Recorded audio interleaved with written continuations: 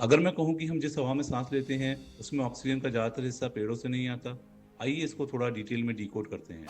अर्थ के एटमॉस्फेयर का लगभग 50 से 70% ऑक्सीजन ओशियंस प्रोड्यूस करते हैं और ये काम कोई मछली या व्हेल नहीं करती, बल्कि माइक्रोस्कोपिक ऑर्गेनिज्म करते हैं। इन माइक्रोस्कोपिक ऑर्गेनिज्म को कहते हैं फाइटोप्लैंक्टन।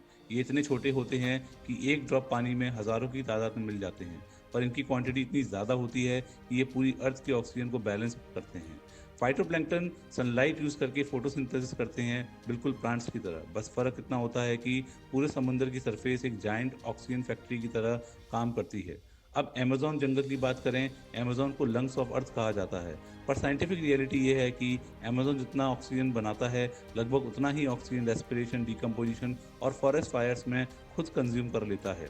इसका मतलब ये नहीं है कि जंगल बेकार हैं, जंगल कार्बन डाइऑक्साइड ऑब्जर्व करते हैं, क्लाइमेट को स्टेबल रखते हैं, पर नेट ऑक्सीजन का सबसे बड़ा कंट्रीब्यूटर ओशियन ही है। इसलिए साइंटिस्ट कहते हैं आपकी हर दूसरी सांस का सोर्स समुंदर ही है। अब असली प्रॉब्लम समझिए, ग्लोबल वार्मिंग की वजह से समुंदर गर्म होते जा रहे हैं। गर्म होने पर समुंदर की ऊपर और नीचे वाली लेयर्स आपस में मिक्स होना बंद कर देती है।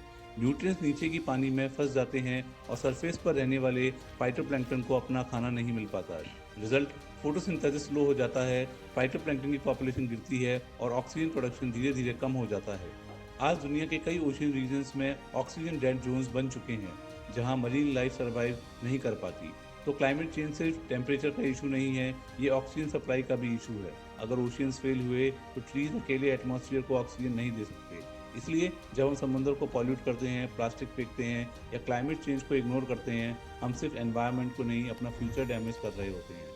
समुद्र बचाओ, क्योंकि ऑक्सीजन कोई ऑप्शन नहीं, ये सर्वाइवल है।